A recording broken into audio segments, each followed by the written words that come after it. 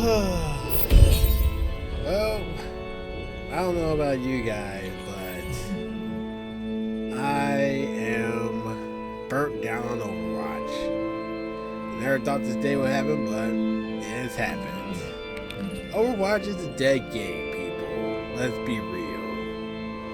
I feel like the Blizzard developers have helped the developers behind Overwatch have effectively just killed their own game. And that's mainly for like a few reasons.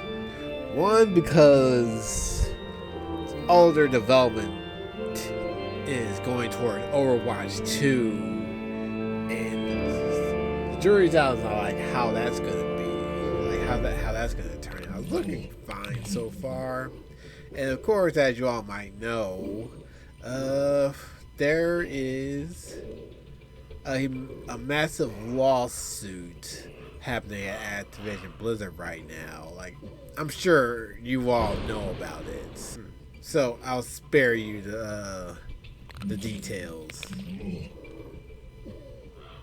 But anyway, so since the whole Blizzard team is working on Overwatch, since the Overwatch team is working on Overwatch 2, that basically means like Overwatch 1 is left high and dry. Like, patch notes.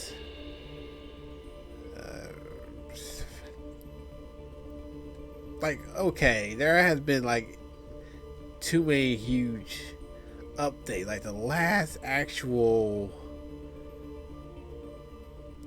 balance update was it literally, I don't even know.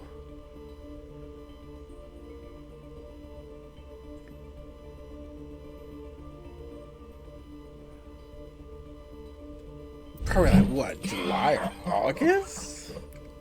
Yeah, it's been a very long time. And the problem is, I think that the balance updates since recently have not really like balanced anything. If anything, it made certain heroes more easier to play. Like, characters supposed to be like high skill, high reward. They're like easier to play. I'm thinking like McCree, for example. Like, ever since he got his 25 HP buff, he's gotten easier. Let's be real, McCree has gotten easier now. Like, he's one of the more easier DPS heroes now. I'll show you what. Now, actually, I think like the recent buff was like,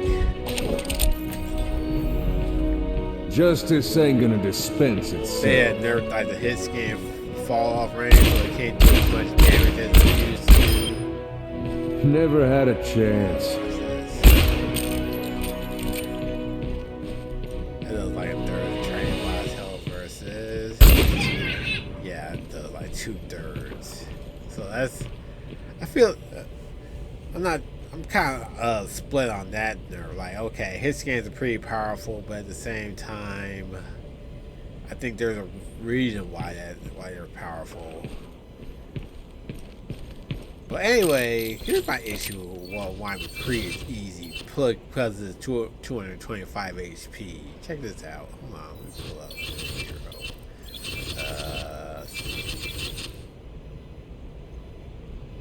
There we go. Now, hold on. Happy trail. That's why. Stupid. It's a cheap combo. The flashbang, fan and hammer combo. Cheapest ability, cheapest combo in the game. Who else? Let's see.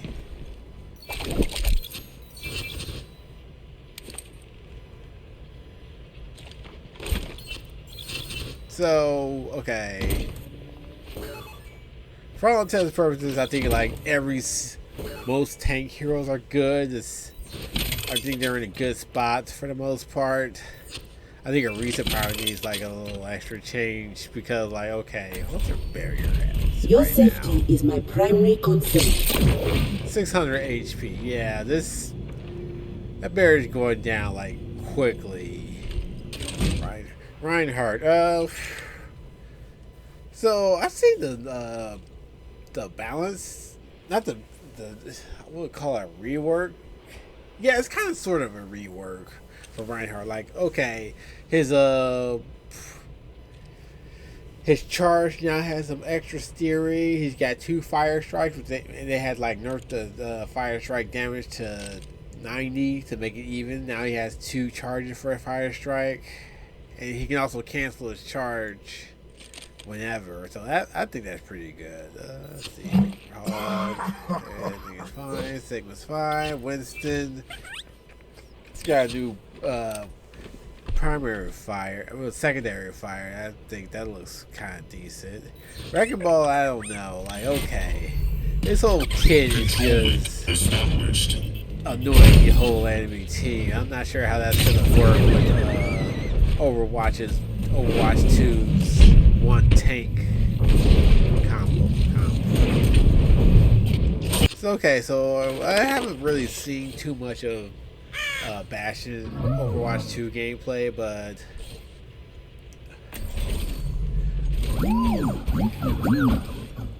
I think like, okay, change like his primary fire rate, and they gave him a new ability that replaces his self-repair, like some sort of tactical grenade, and he also made it so that his he can move in his sentry form, in his turret form, and his ultimate is like artillery something. I don't know. I mean, from what I've heard from the people that actually played Overwatch 2, it doesn't really make Bastion a better character, honestly. Let's see, Doomfist again, rework. I hear some might be getting rework. Let's see, Draugr, McCree, low skill hero, May, okay. Our world is worth fighting so for. her primary fire was freezing. You got ice. I think it's gonna do more damage to make up for the fact that that's not gonna freeze. I hear they're gonna be removing all the CC abilities basically. So flashbang probably gonna be gone. I think they said that Junkrat might have his steel trap will actually slow down movement rather than actually like stop whoever gets caught in the trap. Let's see, Farah, I think it's fine. Reaper, Soldier, Sombra. Oh, Sombra. Okay, so Sombra, I heard she had like some new and changes to her ability. Like I think does not compute. I think basically you could like hack a little faster. Like the cooldown was a little faster, and like she can even hack while invisible. That's the big one.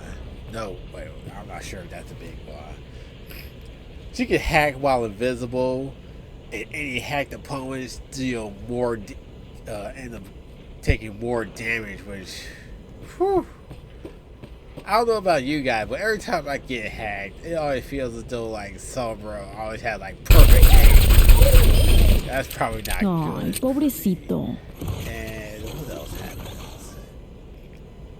Oh yeah, her EMP does like it doesn't remove all the shield health, but it basically does 40% damage now or something like that.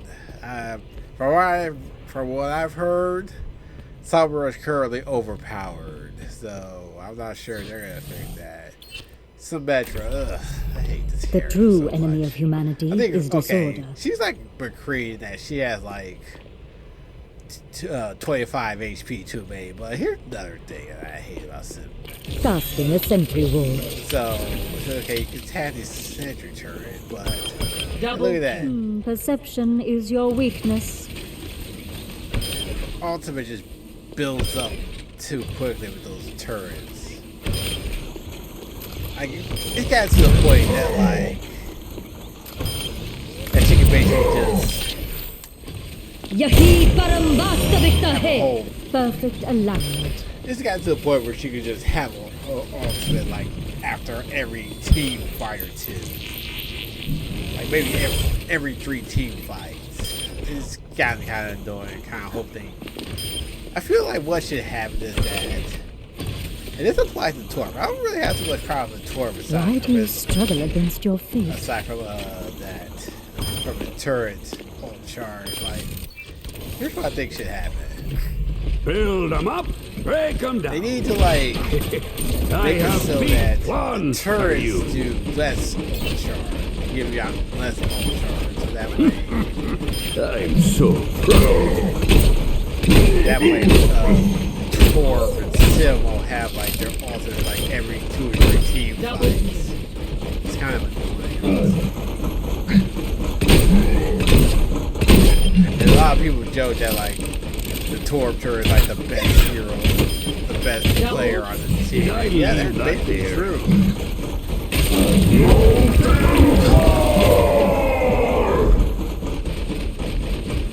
Okay. That's it. Fine. Batiste, not fine. I'm gonna show No you why. dying on my watch. Batiste, immortality field, broken ability. Everybody knows that it's broken. Get in here! Press a button and then boom. Get immortality. inside! And it's like that is like one of the most annoying abilities to play against, because it effectively just halts an entire team fight. In like, okay, watch this. Like, okay, so like the enemy team has like these alternates. You know, alternates can be like game changing, and you can have like the best coordinated team, and this thing can nullify all of that. I feel like this needs to be fixed. So I think what should happen, and this is just a suggestion, they need to increase the wind up time. Like, okay, like the time you need for like when you press the button to when the ability activates. Maybe like 3 seconds. That should give like the enemy team enough time to interrupt it. Like, you know how like Mercy has like a cast time for her resurrect? You should probably do that Batiste. Also, I think it should probably have like okay, that has 150 HP. Like, maybe have like the duration of immortality field be tied to its HP. Like, let's have it like, as long as it's on the field, as long as it's active, it'll like lose a few HP per second, and like I guess like shoot at it will like reduce its duration. So you actually get a little value out of shooting. That way it'll be gone a little faster.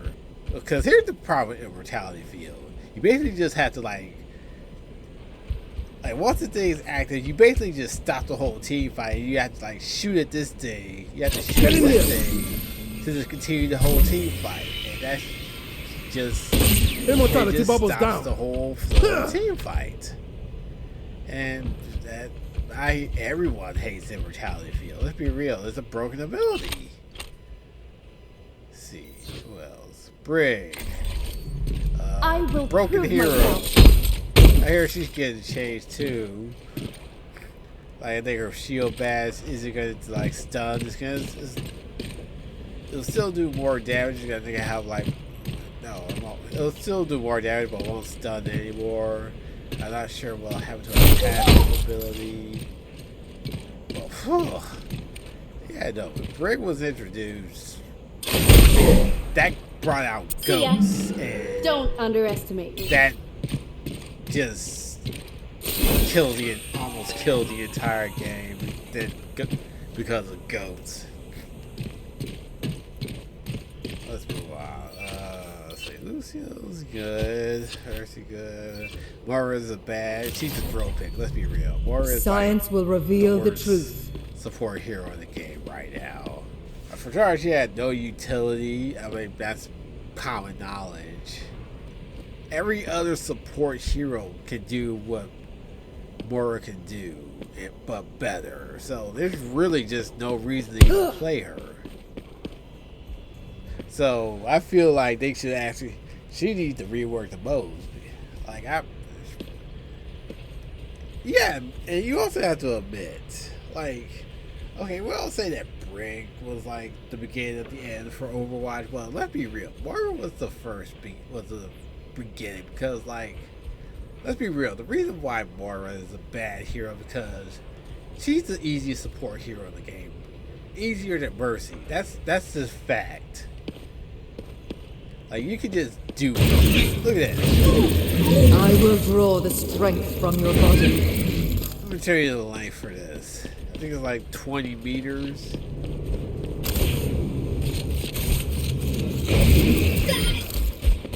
Evolution works quickly today. That's like longer than like I think most other support heroes, every other damage hero beings.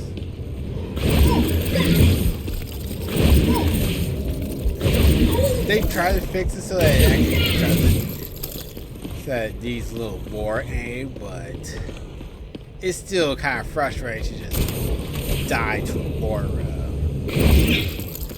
And then their so-called skill ores just chuck these things. This is my will.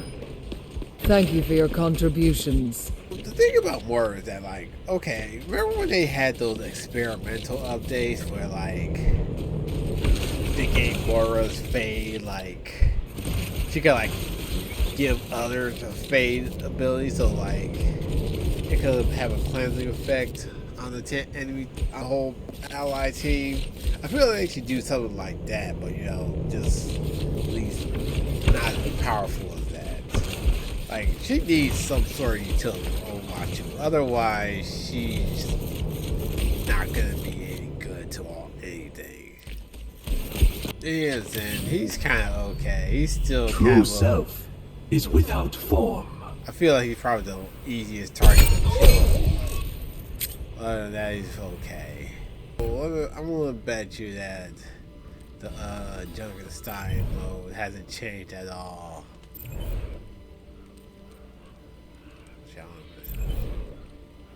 Yeah, we still, these are just the same modes from last year. I don't think they've added anything new.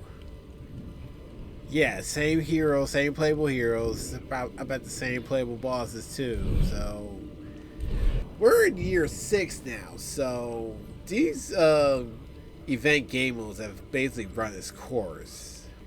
And the truth is, like, whenever Blizzard, like, gives out like, a new feature, it kind of like revitalizes the game for a moment, and then it just goes away after a month. Like, okay, we had the LFG, the Looking For group, that kind of brought in that made the game.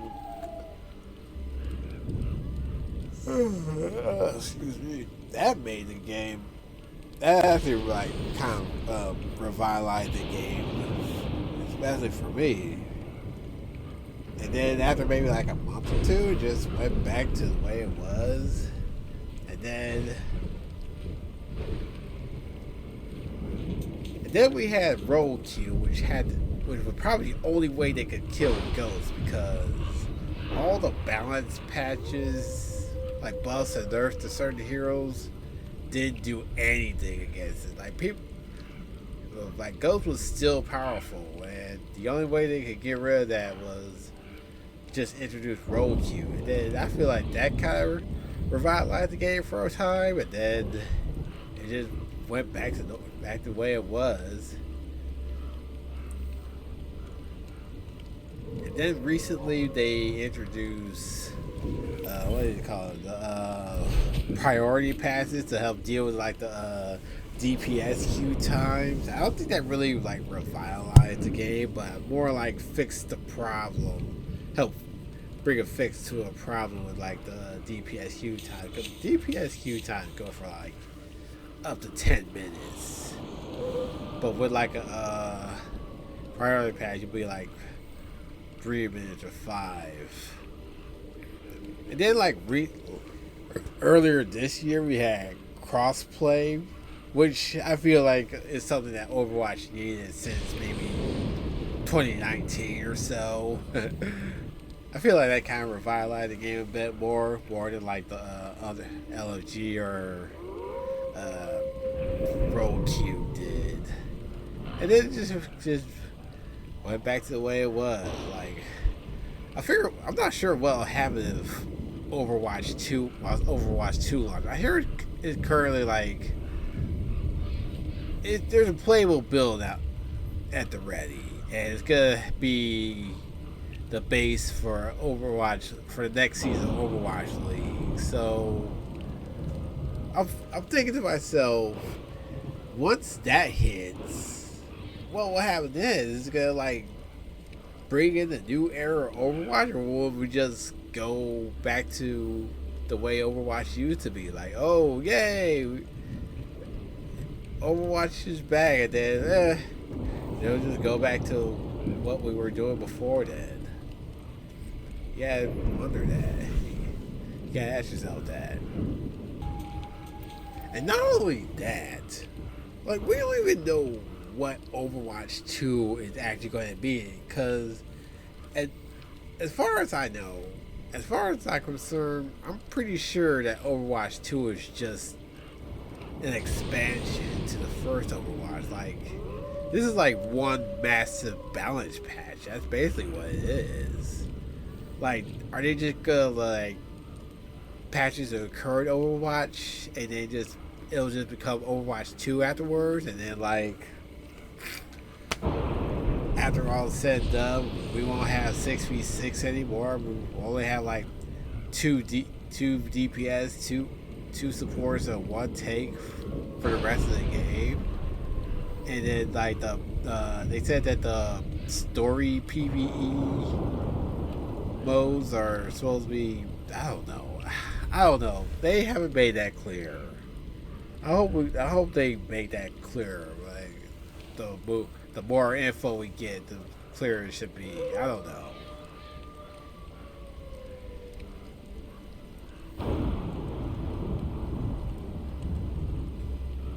But like I said, while Overwatch 2's development is going smoothly, even though we're still in the middle of a pandemic, like, at this point, there's very little, if any, reason to play Overwatch anymore.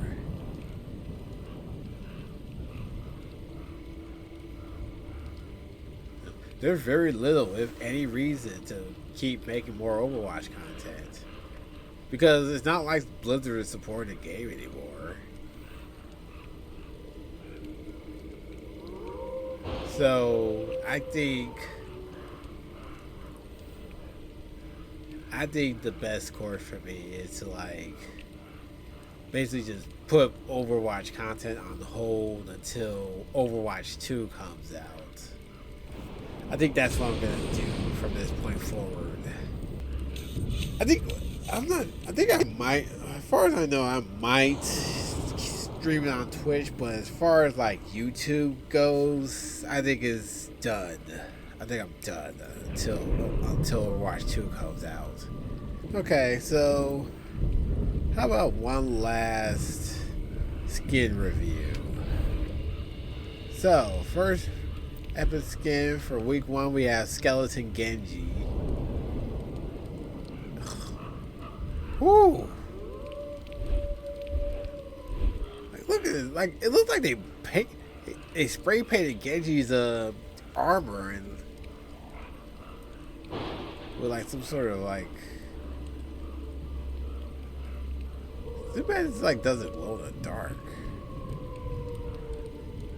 That's.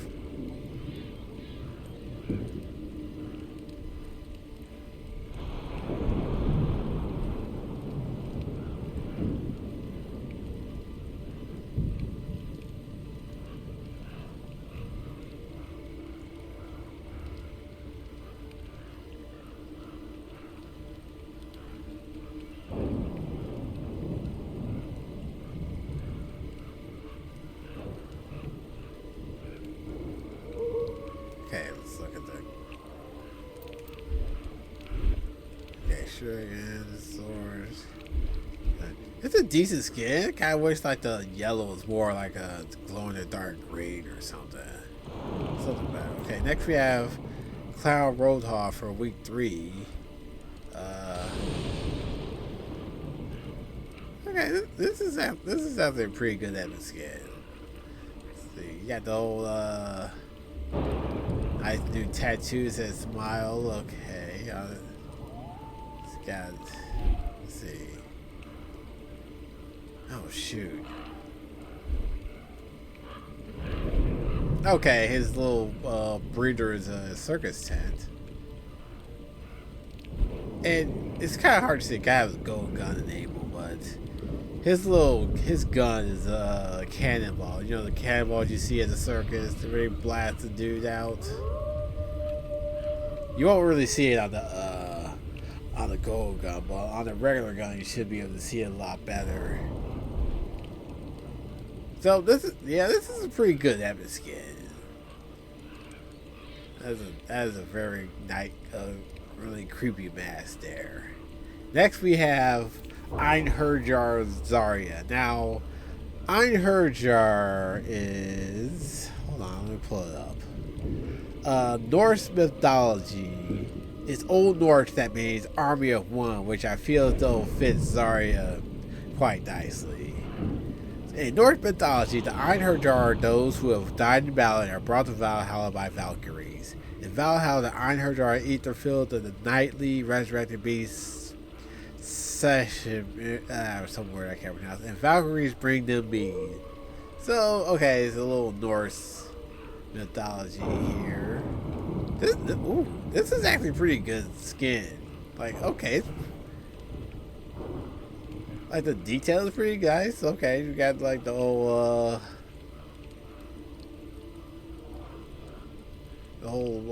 white fur collar. Yeah, that's pretty good, you know? That, for a Zarya skin, this is pretty good. Okay, check out the gun. Nice detailing of the gun. That's very good. So this is the week 2 challenge. Next we have legendary skins. Coffin for Bastion. Figure a dead character will get a coffin skin. Okay, his little head is a lantern. His little gun is a coffin that jiggles. Look at that, it jiggles. The thing, the opening.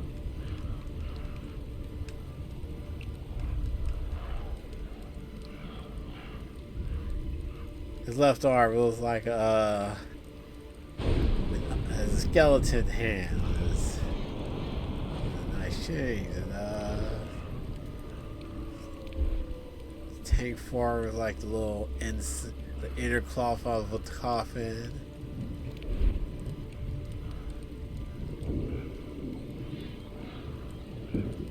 That's basically it. It's a decent skin. Dead hero. Next we have Vampire Hunter Brig. And you ever just notice how like Brig always had the same faith and mercy? But anyway, let's get this kid is pretty good. Okay, let's see. You got like the whole eerie demon on her backpack. She got like a lantern for her maze.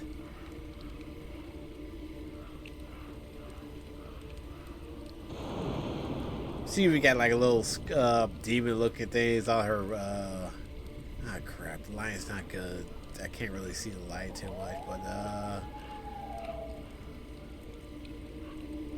she got like skulls on her knee pads.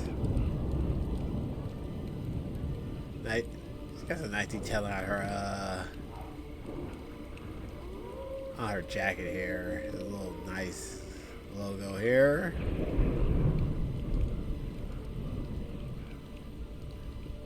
This is good skin. This is a very good skin. Next we have Vampire Bat Echo, which I feel like kind of fits Echo because, you know, echolocation, obviously. So they got like, okay, the wings look pretty cool. The bat ears are kind of. I hope that doesn't make her head hitbox ain't bigger. That'd be bad. Like, the red and black looks pretty good on Echo.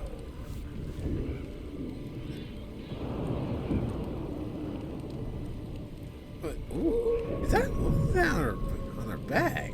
It's like a little orb.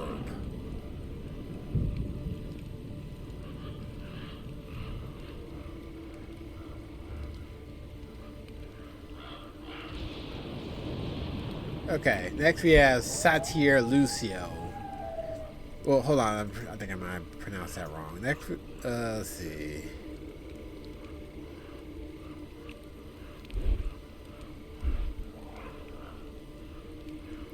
Okay, Satire Lucio.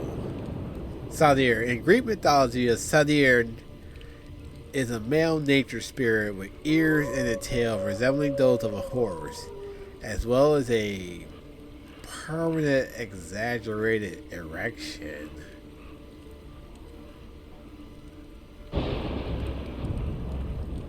Yeah, horny Lucio skin. So he basically a goat man. Like, okay, he's got like the goat bottom and human top. His gun's got like the goat skull on his.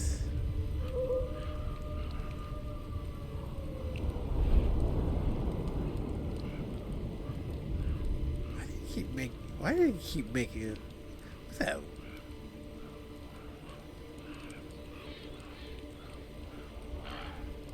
This is kind of like, I don't know what to think of this skin. Like, okay, if on one hand it fits Lucio, on the other hand it doesn't.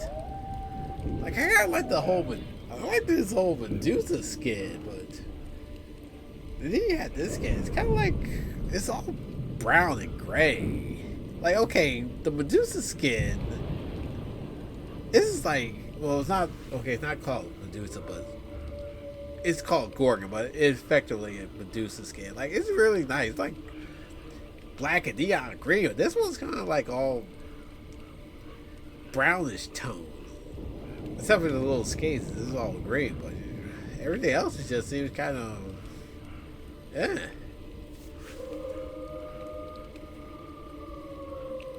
Next we have Draugr Reinhardt. Now, Draugr is another Norse mythology. The Draugr is an undead creature from the Scandinavian saga, literature, and folktale. Commentators extend the term Draugr to the undead in medieval literature, even if it is never explicitly referred to as in text, and design them rather as Hongri or literally a Ganwalker. So, terminology, Old Norse Draugr is defined as a ghost spirit, the dead inhabitant of a cairn. Often the Draugr is regarded not so much as a ghost but a revenant, i.e. the reanimated of the deceased inside the burial mound. So yeah, this is kind of basically what Reinhardt is. He's kind of undead, like a revenant type character.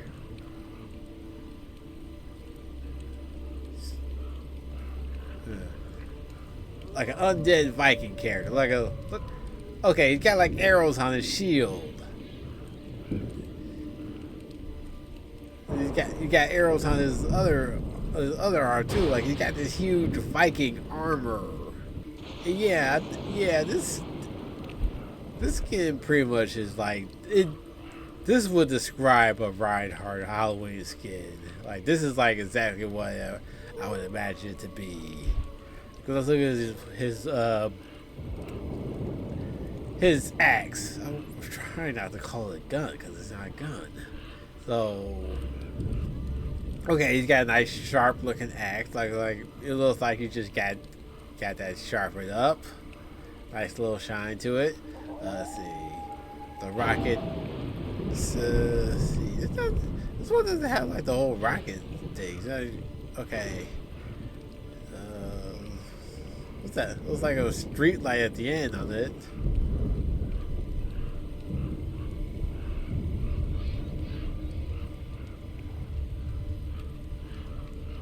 Okay. So let's look at the emotes. Zombie wall from Batiste.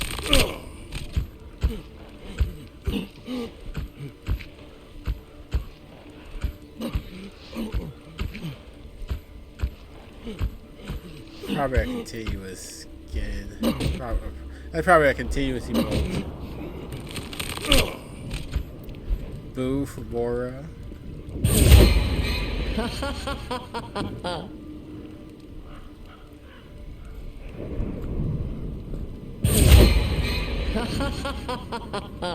Okay, and we have magic pumpkins for Sigma. Okay, he just uses his telekinesis to lift the pumpkins up. Okay, that's simple enough. Victory pose, we have pumpkin for Soldier 76, pumpkin for Torb, and pumpkin for Zen. Okay, simple. Voice lines. Knock, knock. Who's there?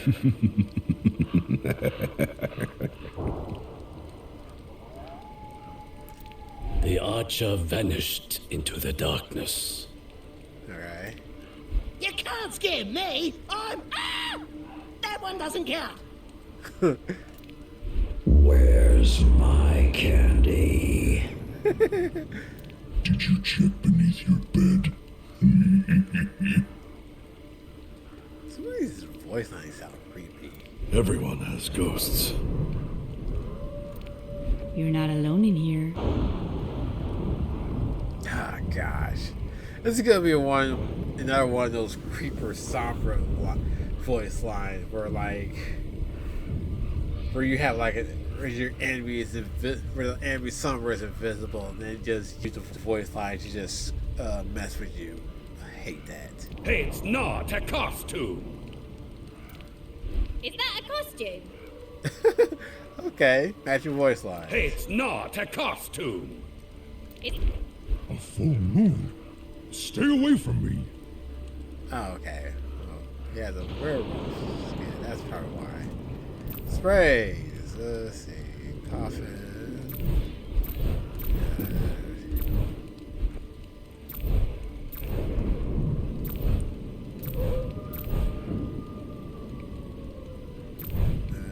Deathmatch. Oh yeah, the Shanghai Dragons actually won the Overwatch League. You'd love to see that. You'd love to see that happen. Okay, well, that's it for the Halloween event. What else I can say other than enjoy the event? I guess I have to start playing these games to get the skins. Oh yeah, one more thing.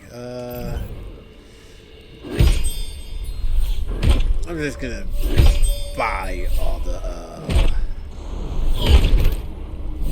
oh jeez, I have a lot of these boxes. There we go. What I get in here? Did you check beneath your bed? You can't scare me. Okay. So I think I'm just gonna like buy all the skins. But I have enough credits.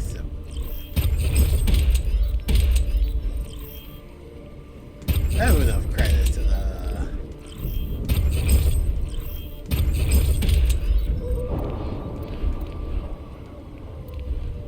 I have enough credits to buy everything anyway.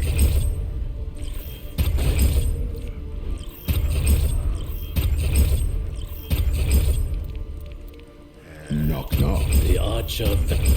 You can't scare me. But yeah, Did you check?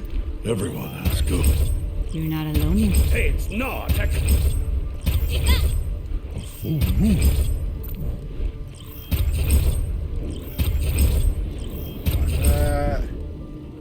Oh yeah, those are for the weekly events.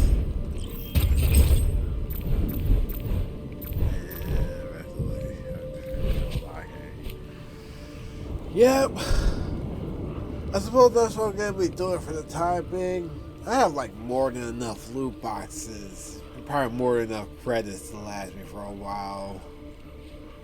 But other than that, I guess that's it for Overwatch content on my YouTube channel. Well, at least until Overwatch 2 comes out. Thank you guys for watching. If you enjoyed the video, feel free to drop a like and subscribe for more videos. Also, feel free to check out my other links in the description below. Take it easy. Sissy McCree?